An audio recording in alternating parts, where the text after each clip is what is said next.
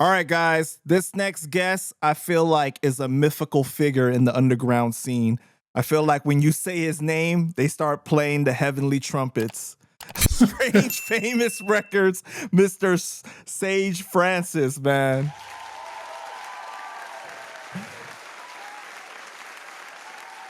How you doing today, Sage? Yeah, I'm doing good. I'm alive. Family's well fed.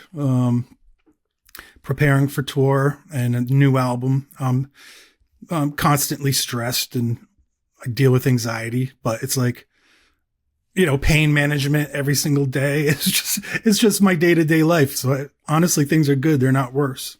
Right. I hear you, man. All right, well, let's start at the beginning. I know you don't really like to cover the beginning, you know what I mean? Because I've seen you say this before, but people like to do the interviews in this kind of way.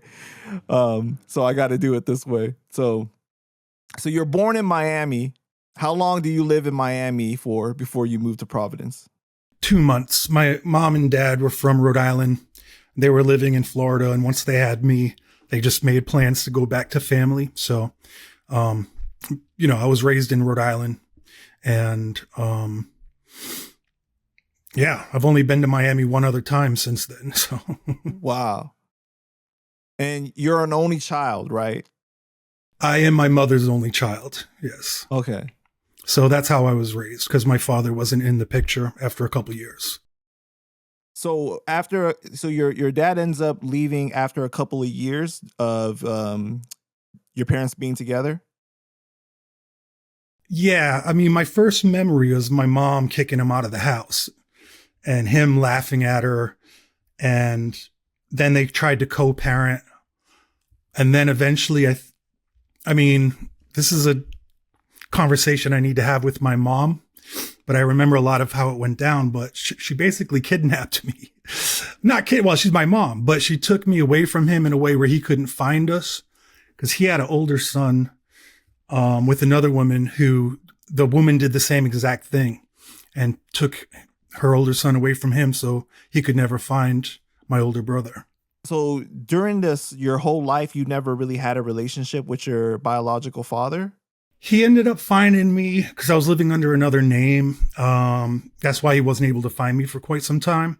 And then he tracked me down and they went through the courts. So he got partial custody of me for a few years. Every other weekend or every weekend, I would stay with him in Woonsocket and with a brother, not like he wasn't blood related, but he was like an older brother who was there living there as well. But the first time this is weird. Okay, I got to backtrack now. The first time he lost custody was when I was 4. And he ended up taking me and that brother I was just talking about, along with my dad's girlfriend, to a drive-in porn theater. And when I got home and I told my mom and grandma what I had seen, that's when my mom pulled the plug on everything. And she disappeared me. And then he found us and they went through the courts and then he got partial custody. And that only lasted until, I don't remember what happened. All I remember is that by the age of 12, I was able to legally change my name to my stepdad's name. And he was out of the picture probably since I was 8 years old. Wow. Man, I'm sorry to hear that. That's okay. It was all for the better, honestly. It was good. Was it confusing for you during that time though? Like when all that stuff was happening, or how did you like process that? Yeah, it was very confusing. I mean, they put me in therapy for court purposes. So a child therapist, and, it felt very awkward and I could tell it was, they're digging in me, trying to get things out of me. And I didn't really know why I was so afraid of my dad or why I had to be so afraid of my dad. And then I was told he went to prison and then then he was never spoken of. So his name would never, ever come up. It just became a thing that you don't mention. And I totally forgot about him for a while. but there was, I think, a lot of anger issues came from that, and yeah, confusion, sadness. And because I have some good memories with him, but most of them are not very good, unfortunately. So his demeanor when he was with you, would you say like it was loving? It was like, no? Nah, no, he was like, he wanted me to be tough, you know? He's like, don't be a sissy, trying to get me in fights with other kids in the neighborhood.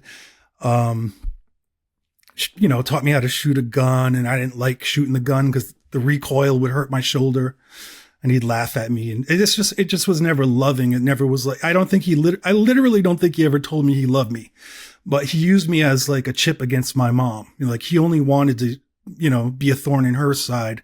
And it wasn't because he really wanted to be part of my life. Early on, did you have those type of conversations with your mom? Like, did she explain to you what was like going on?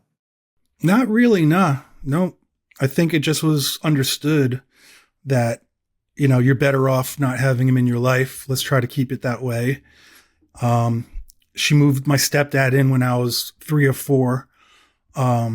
Really nice guy. His name's Ray.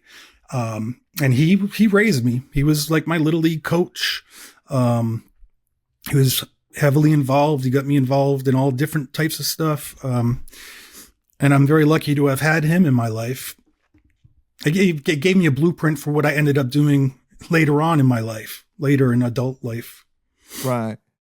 And your mom was a bartender and your dad was a locksmith, right? My biological father was a locksmith. Oh, okay. It was like a trade in his family. Yeah, my mom was a bartender, but her main occupation was, she worked at Rentham State School, which is a facility for disabled adults, mentally handicapped adults. And my stepdad also worked there. So they both worked there for a very long time, taking care of special needs people. And that was their main job. Although my dad would eventually go on, when I say dad, my stepdad would eventually hop from job to job. And he was like forever on a like get rich quick scheme because he just was sick of work. And he's like, I got to figure out how to make some real money. Like this working all the time shit is not the business. Yeah. So eventually he worked for the Woonsocket Call, which was the newspaper that, I delivered papers for them. He was there for a long time. Then, yeah, he just worked various jobs that were never careers. How would you describe yourself as a child? Were you quiet, social, into school, sports? I was an anomaly, I'd say. I was very withdrawn for the most part, but very athletic and involved in all sports. So I was captain of my football team. I was captain of the hockey team as a senior. Played baseball, soccer, but what took up most of my childhood and young adulthood was martial arts. So, I think my mom got me involved with my first martial arts school when I was 8 years old. And I was there for maybe 2 to 3 years. And it was like Okinawan Kempo karate, and they never sparred. And like, I just was like, this is not going to save me in the street. So we ended up going to like this like underground dungeon Cobra Kai type school because the sensei there actually worked with my mom and stepdad. And it was hardcore. It was like in the back room of a gym. And it was like an open door policy. Anyone who wanted to come in and spar was welcome to do that. And he pushed me very hard. It was probably the most spiritual I'd ever been in my whole life. Like just the whole ritual of the process. And it was a big deal to me. And it was like, I still have dreams about it from time to time. But by the time I got into college and I kind of moved a little far away, I couldn't keep making it back to class. And I was teaching after a while, and I couldn't do that after a while. But then poetry, spoken word poetry, took over. Like that took over that part of my life. That was where I knew I couldn't dedicate myself to both things. I couldn't dedicate myself to my music and spoken word poetry and also be as dedicated to martial arts the way I was. So I made a choice and never looked back. What do you think that you pulled away from martial arts? Like, did you learn discipline from it, or like, what did you learn? A lot of discipline. Just being able to push ahead when it feels like you're down and out and you can't fight anymore. I learned how to protect myself. I learned how to fight, which gave me the confidence that was necessary in a lot of aspects of my music career, especially in battle rap. Just being able to deal with those nerves and also not getting bullied around by punk ass rappers, you know, like I obviously ran with a crew that wasn't looked at as tough guys, but face to face, or when you see me on stage, or you know, like there was no bullying me, and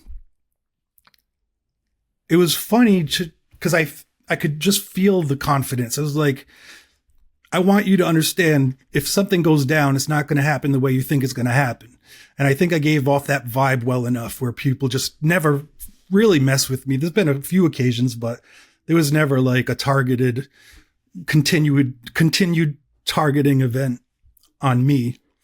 Like, this fucking nerd, get this shit out of here. Like, Right.